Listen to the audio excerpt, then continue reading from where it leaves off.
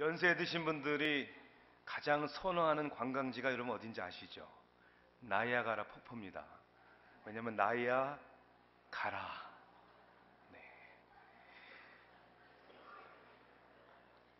좀 웃어줄 수 있는 은혜가 좀 있기를. 나이를 든다는 것이 반갑지는 않지만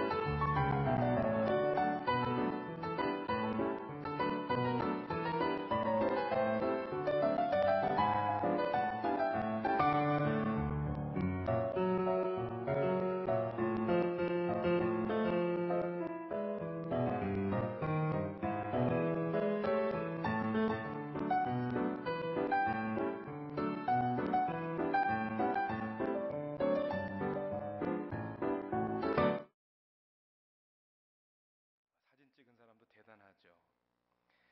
그럼 사람은 태어나서 성장합니다. 살아있다는 것은 곧 성장한다는 것입니다. 이것은 그러나 꼭 육신의 성장만을 이야기하는 것이 아니겠죠. 인터넷 검색을 해보니까 사람이 나이를 들어가는 방법에 대하여 어마어마한 수량의 책이 나와 있더군요. 제가 제목만 한번 말씀을 드려볼게요. 가치 있게 나이 드는 법, 지적으로 나이 드는 법, 멋있게 나이 드는 법, 유쾌하게 나이 드는 법, 건강하게 나이 드는 법, 행복하게 나이 드는 법. 어차피 우리 인생의 세월은 흘러가게 되어 있고 나이는 드는 법이지만 어떻게 나이를 들어가는가는 많은 선택의 여지가 있기 때문입니다. 이런 제목의 책도 있더군요. 달력 나이, 건강 나이. 한 해가 넘어가면서 나이가 드는 것은 달력 나이지만 건강 나이는 따로 있다는 것입니다. 여러분 꼭 건강하시기를 부탁합니다. 건강하시기를 축복합니다. 아멘 소리가 약한가 보니까 달력 나이만 드시겠습니까? 그런 의미에서 저는 모든 사람들에게 달력 나이가 있지만 몇 살이냐? 지금 연세가 어떻게 되세요? 춘추가 어떻게 되세요? 달력 나이가 있지만 사실은 그보다 더 중요한 진짜 나이가 있다는 것입니다. 해가 가면서 나이가 더해지는 것은 달력 나이고 이것은 막을 수 없고 자연적으로 일어나는 일이지만 달력 나이보다 더 중요한 것이 있는데 그것은 바로 우리 내면의 세계, 우리 인격에 그리고 하나님과 나와의 관계 속에서 성장해가는 그런 내면의 성숙을 얘기하는 그것이 진짜 나이라는 것이죠. 이것은 저절로 성숙해지는 것이 아닙니다. 소망해야 하고요, 노력해야 하고요, 무엇보다도 절대적인 하나님의 은혜와 능력을 구해야만 합니다. 새해를 맞이한 것이 어제 같은데 오늘 벌써 구정입니다. 한 해가 더해가면서 우리는 나이를 드는 것을 두려워하지 말아야 합니다. 그리고 달력 나이에 연연하지 말고 날마다 새로워지고 성숙해지는 이 진짜 나이가 드는 그런 축복된 사람들이 저와 여러분이 되기를 주님의 이름으로 축원합니다. 그래서 고린도후서 4장 16절은 우리에게 이렇게 말하죠. 그러므로 우리가 낙심하지 아니하노니 우리의 겉사람은 낡아지나. 네, 우리의 육신의 몸은 겉사람은 날마다 낡아지지만 우리의 속사람은 날로 새로워지도다. 새로워지는, 날마다 우리의 속사람이, 내면의 세계가, 진짜 나이가 새로워지는 축복을 누려야 합니다. 오늘 본문에서도 그런 내면의 성장에 대한 단어와 표현이 여러 가지로 나타납니다. 12절에는 세우려 함이라 라고 표현하죠.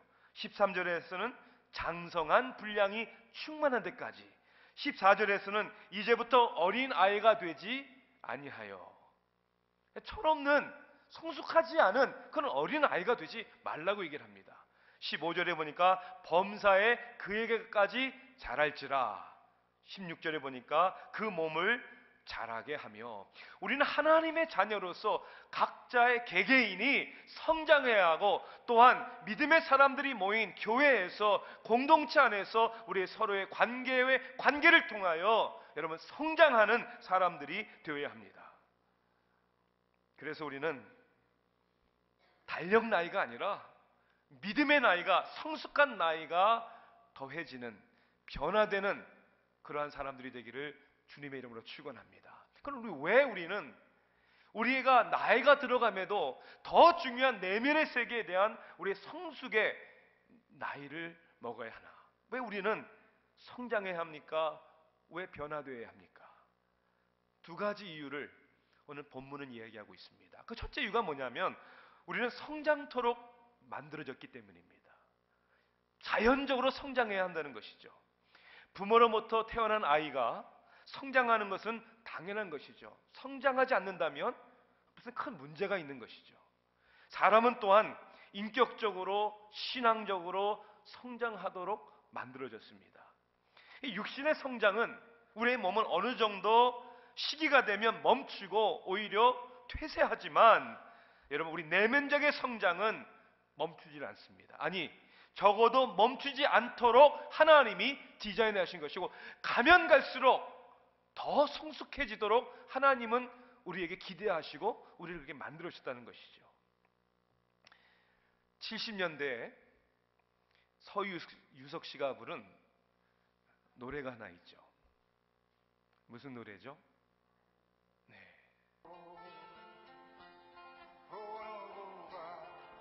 옛날 생각 많이 나십니까? 이 서유석 씨는 서울 영문교회 시무장로라고 합니다. 신앙인이세요. 그의 가사가 마음에 와닿습니다. 나중 부분에 이런 가사가 나오죠. 아가들이 자라나서 어른이 되듯이 슬픔과 행복 속에 우리도 변했구려. 하지만 이것만은 변할 수 없어요. 날이 가고 해이 가고 산천초목 다 바뀌어도, 이내 몸이 흙이 돼도 내 마음은 영원하리. 어떤 영적인 세계를 아는 사람이 쓴 가사 같지 않습니까? 세월은 변하지만 겉으로, 눈으로 보이는 그 이상의 것들이 있다는 것입니다. 겉사람은 낡아지고 결국 죽고 썩지만 우리에게는 영원한 것이 있다는 것이죠. 그리고 하나님 앞에 서는 그날까지, 그리스도의 장성한 분량이 충만할 때까지 우리는 날마다 새로워져야 하고 날마다 성장하도록 하나님은 우리를 자녀로 부르셨다는 것입니다. 인생은 그래서 자전거를 타는 것 같다고 했어요. 일단 자전거를 타면 페달을 밟아야 하고 전진해야 하는 것이죠. 페달을 밟지 않는다면, 앞으로 나아가지 않는다면 넘어지고 말 것입니다. 앞으로 나가는, 더욱 변화되는, 그렇게 성장하도록 하나님이 우리를 만드셨죠. 또 우리가 성장해야 되는 이유는 뭐냐면, 이것이 하나님이 기뻐하시는 뜻이기 때문입니다. 자녀가 건강하게 무럭무럭 자라는 것이 부모의 바람이요, 그것을 보는 부모에게 기쁨이 있듯이 하나님의 뜻과 기쁨 또한 그렇다는 것입니다. 그래서 15절에 이렇게 말씀합니다. 범사에 그에게까지 자랄지라. 이건 명령어입니다. 그만큼 하나님은 우리의 성장에 대해서, 성숙한 변화에 대하여 관심을 가지고 그렇게 하라라고 명령하는 것입니다. 저는 그래서 감히 오늘 여러분들에게 이렇게 말씀드리고 싶어요. 여러분의 삶 속에 여러분이 하는 어떤 역할이나 여러분들의 실력이나 능력이나 섬김보다 더 중요한 것은 여러분의 성장입니다. 그것이 여러분을 향한 하나님의 관심입니다. 그렇기 때문에 우리에게 가장 큰 관심도 성장해야 되는 것입니다.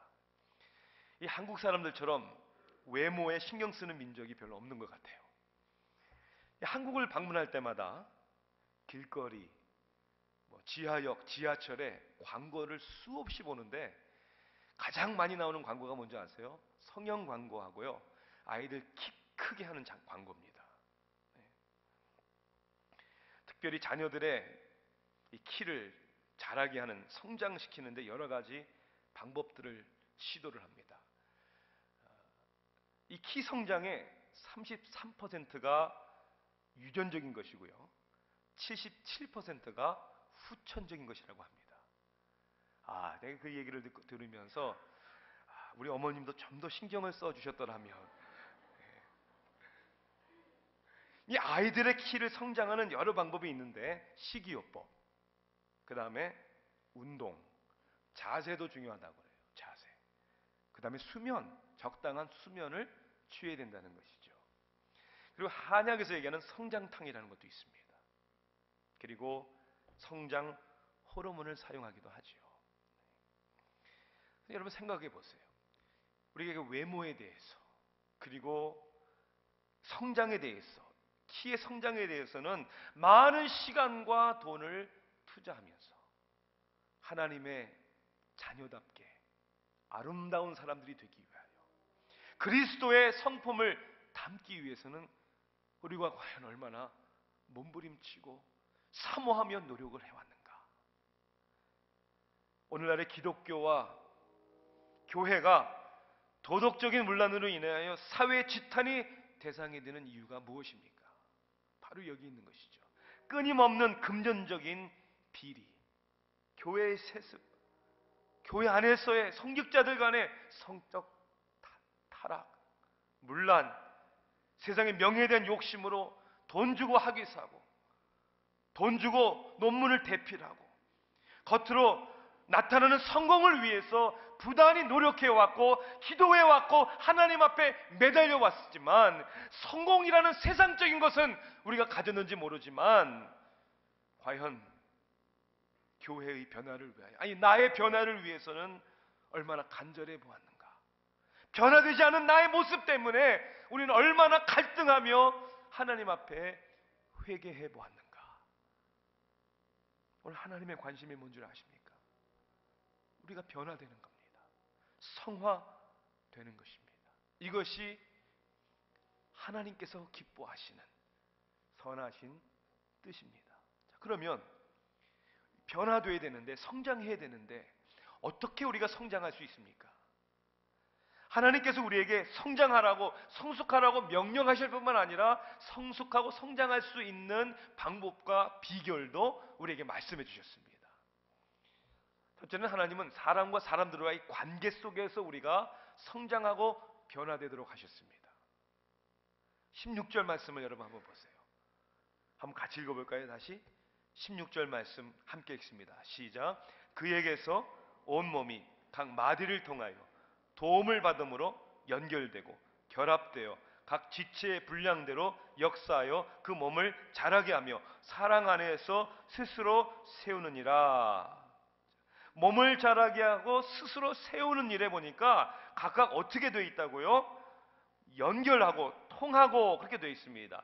연결되고 결합되었다고 했어요. 그래서 서로 도움을 받는다고 했습니다. 여러분, 어떻게 보면 우리의 생각과 좀 다른 거 아니에요? 아이러니컬하지 않습니까? 왜냐하면 우리가 생각할 때 신앙생활 한번 잘해보려고 하는데, 성숙해지고 나도 한번 열심히 살아보려고 하는데, 우리 서로의 관계 속에서 뭐가 되면 시험거리가 되고 방해가 되고 걸림돌이 된다고 생각하기 쉬운데, 어떻게 우리가 성화되는데 서로가 도움이 됩니까?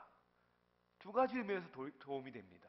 첫째는 우리 서로의 관계 속에서 변화되어야 할 모습을 드러나게 해주는 도움이 되는 거예요. 우리는 뭐 하는 사람들이잖아요. 다 변화되어야 할 부분들이 있잖아요. 그러니까 서로 만나서 서로 관계를 맺다 보면 드러납니다.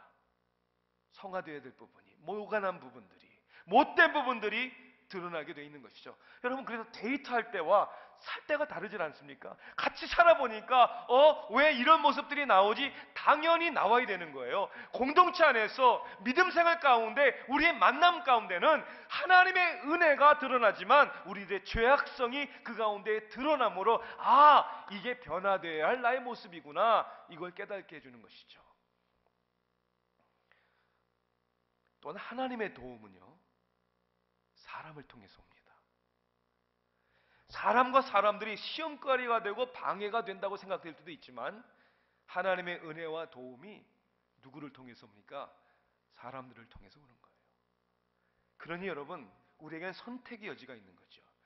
서로를 해가 되는 적으로 볼 것이냐, 아니면 나의 변화를 위하여 서로 도움을 주고받는 동역자로 볼 것이냐.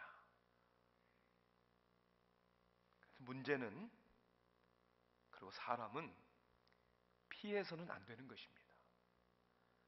문제가 있는 이유는 그 문제를 통해 변화되어야 할 점이 있다는 것을 깨닫게 해주시는 것입니다.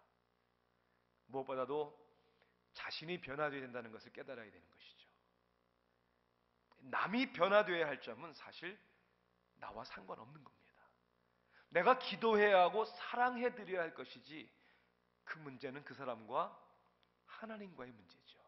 지금 내 문제도 감당하기 힘든데, 지금 내가 변화돼야 할 것들이 많은데, 여러분 누구의 문제를 가지고 여러분 붙들고 계시겠습니까?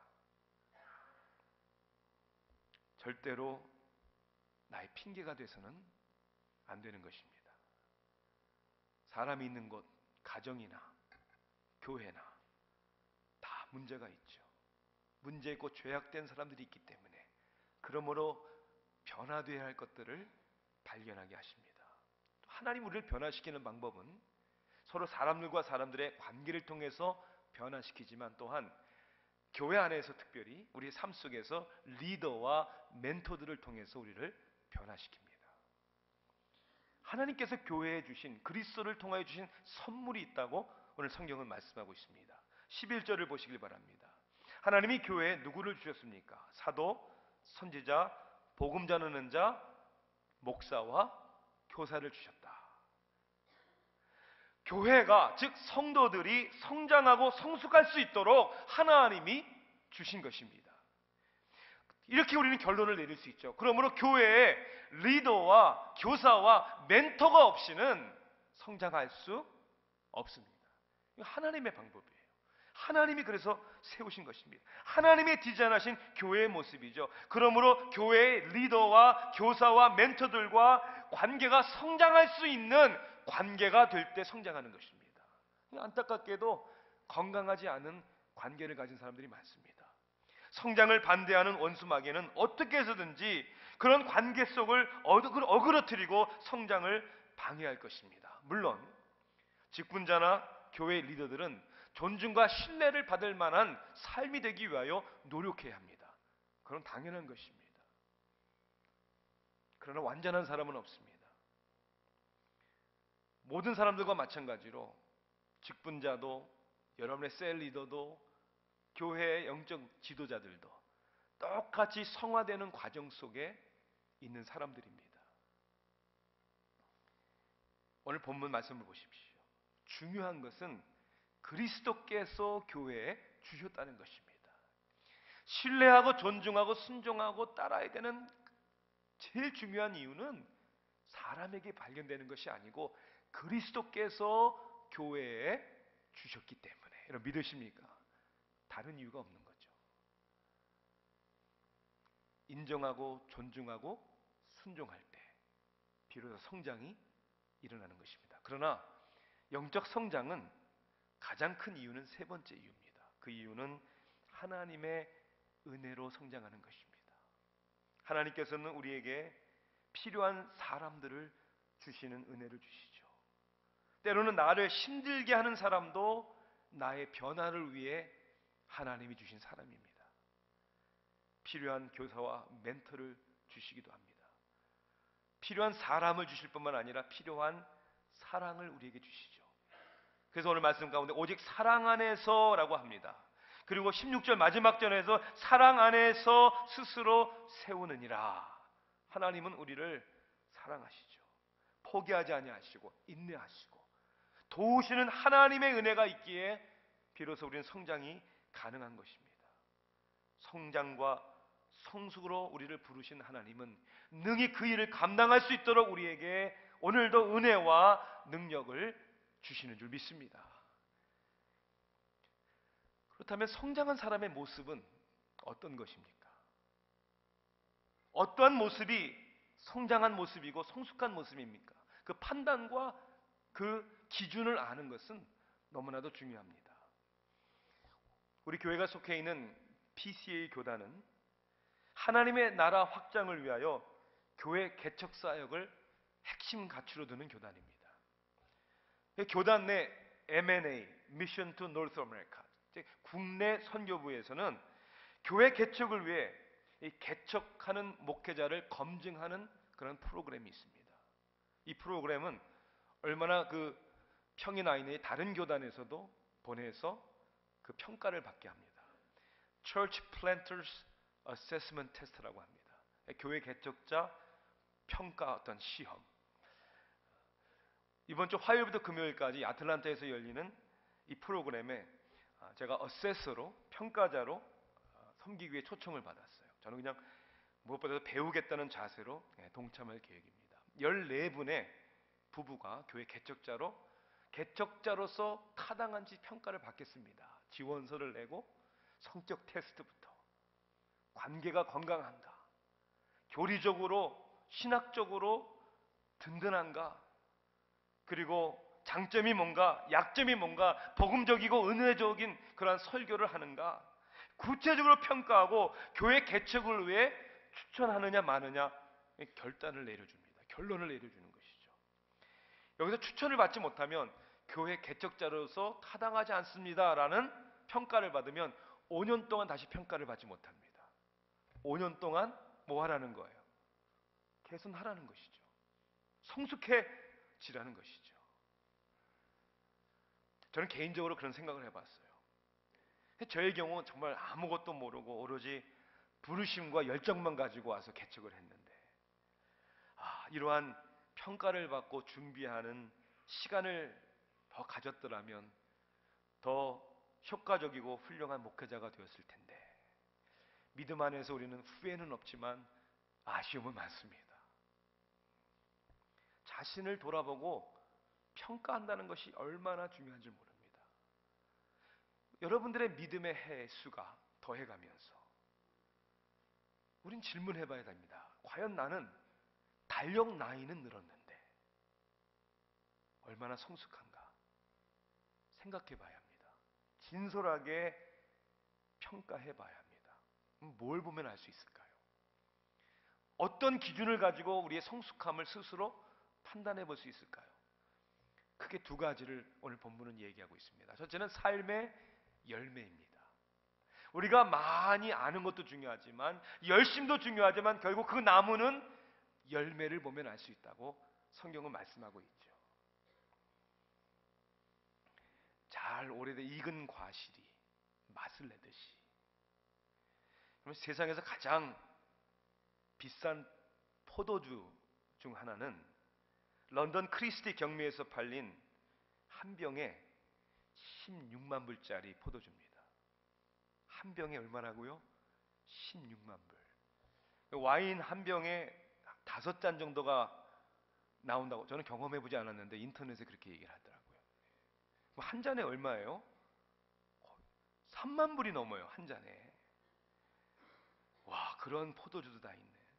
여러분, 그 포도주가 몇 년 산 포도주일까요? 3년 묵은? 5년 묵은? 10년 묵은? 그래가지고 뭐 1000불이나 하겠어요? 이 포도주는 자그마치 300년이 넘는 여러분 그런 포도주입니다. 그러니까 미국만의 포도주는 오래 될수록 향기롭고 맛있다, 뭐 이렇게 얘기들 하잖아요. 여러분, 우리의 인생이 그런 거예요. 이런 얘기가 있습니다. 여성은 나이가 들어가면서 아름다워져야 하고, 남자는 세월이 흐르면서 멋있어져야 한다. 아름다워져야 하고 멋있어져야 한다. 미국 역대 대통령 가운데 제가 가장 존경하는 대통령 중 한 분은 로널드 레이건 대통령입니다. 그는 1911년생이에요. 그러니까 그가 첫 대통령이 되었을 때 1980년에 몇 살이었습니까? 69세에 미국 대통령이 됐습니다. 4년을 잘 섬기고, 여러분 암살 시도도 당했죠? 총에 맞아가지고. 그런데 재선에 또 도전합니다. 재선에 도전할 때 그의 나이가 이제 73이 됩니다. 그때 레이건 대통령 당신도 측근들도 대통령이 되기는 너무 늙었다는 대중의 인식을 극복하는 것이 이 선거전의 가장 큰 과제로 삼았습니다. 이 경쟁자인 월터 먼데일 후보가 이 레건 대통령의 고령을 늘 문제 삼고 나왔기 때문이에요. 여러분 73살의 나이에 대통령 재선 출마를 한 거잖아요. 이 후보들의 TV 토론회에서 오갔던 대화 중에 이런 이야기가 있습니다. 먼데일 후보자가 이렇게 물어봤어요. 당신은 대통령 나이에 대해서 어떻게 생각하십니까? 공격한 거죠. 레이건은 이렇게 대답합니다. 나는 이번 선거에서 나이를 문제 삼지 않겠습니다. 그게 무슨 뜻이에요? 레이건은 이렇게 얘기를 합니다. 나는 당신이 너무 젊고 경험이 전혀 없다는 사실을 정치적 목적에 이용하지 않겠다는 뜻입니다. 모든 사람들이 웃었어요. 누구까지 웃었는 줄 아세요? 먼데일까지 웃었어요. 결국 선거 결과는 50개 주 가운데 미네소타 한 주를 제외한 49주에서 레이건은 압도적으로 승리해서 재선에서 이겨서 4년을 더 미국 대통령으로 섬깁니다. 여러분 멋있지 않아요? 그 연세에 유머를 잃지 않습니다. 자신감을 잃지 않습니다. 나라를 위해서 내가 무언가를 할 수 있다는, 그리고 그 일을 해내고 맙니다. 달력 나이요? What is that? 그게 뭡니까? 달력 나이요? 그것은 당신 스스로가 그 안에 제한 두는 사람들의 문제들의 이야기입니다. 믿음의 문제입니다. 삶의 패션과 비전의 문제입니다. 이런 변화와 삶의 또한 사역의 열매가 있어야 되는 것이죠. 여호수아 14장을 보면 가나안 땅을 정복한 후에 갈렙이 여호수아 앞에 나와서 이렇게 얘기를 합니다. 내 나이 40세 때 모세로부터 가나안 땅을 점탐하라는 명령을 받았습니다. 그리고 45년이라는 세월이 지났습니다. 그러니까 지금 몇 살이라는 거예요? 85세. 여호수아 14장 11절에서 갈렙은 이렇게 얘기를 합니다. 85세의 나이에 이렇게 얘기를 합니다. 모세가 나를 보내던 날과 같이 오늘도 내가 여전히 강건하니 내 힘이 그때나 지금이나 같아서 싸움이나 출입에 감당할 수 있으니 그날에 여호와께서 말씀하신 이 산지를 지금 내게 주소서. 이것이 달력 나이에 상관없는 믿음의 나이로 사는 사람의 모습이요 고백인 줄 믿습니다. 그때나 지금이나 지금 내가 여전히 강건하니. 여러분 이러한 삶에 나타나는 인격적인 그런 삶에 대한 열매에 여러분 나타나는 증거가 우리의 삶 속에 있어야죠. 이것이 성숙하고 성장한 사람의 모습입니다. 또 하나는 이거죠.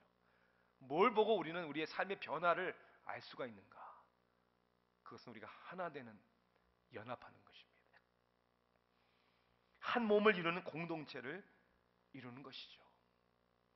그래서 한 몸에서 연결되어서 그렇게 얘기하지 않습니까? 성숙하지 않은 사람은 아무리 산을 옮길 만한 믿음이 있어도 자신의 몸을 불태울 만한 그러한 희생이 있다 할지라도 다른 사람들을 배려하는 사랑이 없기 때문에 절대로 같이 하지 못합니다. 결국 홀로 서 있습니다. 그저 자기와 마음에 맞는 사람 몇 사람만 주위에 있겠죠. 성숙한 사람은 다른 사람을 배려하지요. 다른 사람을 아끼고 섬기려고 하지요. 그래서 함께 공존하고 함께 잘되고 함께 행복하고 함께 기뻐하는 그런 관계에 열매를 맺습니다. 부부의 관계에 대해서 이렇게 얘기를 합니다. 20대에는 서로가 멋모르게 살고 30대에는 바빠서 한눈 팔며 살며 40대는 서로가 마지못해 살고 50대는 서로가 가엾어서 살고 60대는 서로가 필요해서 살고 70대면 서로가 고마워서 산다. 인생을 살아보면서 결국 남는 거는 내 마누라밖에 없구나. 내 남편밖에 없구나. 그저 건강하게 그저 옆에 함께 있어준다면 그 가치를, 그것이 행복이라는 것을 깨닫는 것이죠. 성숙한 사람은 함께 가는 사람들입니다. 가정을, 공동체를 내 믿음보다, 내 열정보다, 내 사역보다, 내 삶보다 더 귀하게 여기는 사람들입니다. 제가 캄보디아를 가면 꼭 만나 뵙고 인사드리고 함께 시간을 보내는 분이 계세요. 제가 여러 번 언급한 적이 있어서 여러분 이미 다 알고 계시죠. 프놈펜 웨스트민스터 신학대학교의 총장으로 계시는 황보연준 목사님이십니다. 이분은 이북 분이십니다. 원래 이 남가주에서 세리토스 장로교회에서 은퇴하시고 80이 훨씬 넘은 연세에도 선교지에 가셔서 섬기시는 분이죠. 근데 그분을 제가 이렇게 만나 뵙고 그분과 함께 시간 보내는 것을 제가 귀하게 여기는 이유는 정말 이 시대에 찾기 어려운 저의 롤 모델이 되기 때문입니다. 평생을 한 목회자로서 당신은 가정을 지키셨어요. 교회를 섬기시다가 명예롭게 멋있게 은퇴하셨어요. 그 연세에도 선교지에 가서 현지 목회자를 세우는 신학교를 운영을 하시고 그분에 대해 말씀하시는 분들로부터 존경을 받는, 한마디로 저에게 그분은 멋있는 분입니다. 얼마나 멋있는지 몰라요. 그분을 뵈면서 나도 저분처럼 늙었으면 좋겠다. 나도 저분처럼 멋있게 늙었으면 좋겠다. 아침 식사를 하면서 목사님께서 저에게 당신의 80세 생일 때 있었던 일을 저에게 얘기해 주시더라고요. 그 섬기시던 교회에서 80세 생일 잔치를 해주셨어요. 그러면 이제 많은 교인들이 모이셨죠. 이제 케이크의 촛불을 끄시고 이 목사님이 당신 사모님을 이렇게 허그를 해주셨대요. 그리고 사모님 귀에다가 귓속말로 I love you 그러셨대요. 사모가 되게 좋아하대. 그리고 그 다음 하신 말씀이 제 마음에 칭하게 와닿았어요. I love you 평생 처음 해보시는 말이래요. 사모님을 사랑하지 않기 때문이 아니라 당신 세대에는 그렇게 말하는 것이 타부시된 그러한 시대였기 때문에, 그리고 당신은 후회하신다고 더 말해줄 걸. 그리고 저에게 젊었을 때 많이 해줘.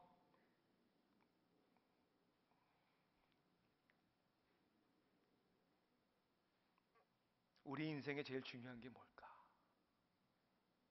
아무것도 가져가지 못하는 우리 인생. 뭐에 그렇게 우리가 쫓기며 무엇이 그렇게 중요하기에 가장 중요한 것을 놓치면서 살고 있지는 않습니까? 달력 나이? 젊은들 무슨 소용이 있고 나이가 들었다고 무슨 자랑이 됩니까? 진짜 나이가 중요하지요. 하나님의 사랑이 있기에, 믿음이 있기에, 우리의 달려갈 길이 있기에 끝까지 주님 앞에 서는 날까지 성숙해지고 변화되는, 그리고 사랑과 감동을 주는 우리 각자 개인이 공동체가 되기를 주님의 이름으로 축원합니다. 기도하시겠습니다.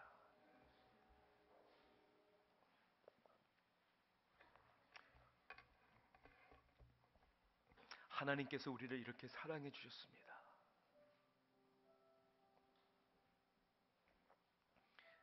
허물과 죄로 죽었던 우리들인데 사랑이신 하나님께서 하늘 보좌를 버리시고 우리가 있는 이 낮고 낮은 이 땅에 오셨습니다. 그리고 오셔서 주님이 하신 일은 우리를 위해 당신의 몸을, 당신의 생명을 바치신 것입니다. 그 사랑이 우리에게 온 것입니다. 자격 없는 우리들인데 그 사랑을 받은 것입니다. 하나님, 그렇다면 우리를 성도라고, 거룩한 백성들이라고 불러주셨는데 하나님, 한 해가 가면 갈수록 한 끼 밥을 더, 밥그릇을 비우면 비울수록 하나님, 저희를 더 성숙하게 해주세요. 나를 변화시켜 주세요. 그래서 하나님, 가까이 있는 사람들도 나를 통하여 전해지는 그리스도의 사랑을 느끼게 해주시고, 하나님, 사랑은 많은 허물을 덮는다고 했는데 하나님, 그 사랑의 아름다운 향기가 이 제단을 통해 먼 곳까지 퍼지는 아버지 은혜와 축복을 허락하여 주시옵소서. 예수님의 이름으로 기도하옵나이다. 아멘. 우리 그 자리에서 일어나셔서 찬양하십시오.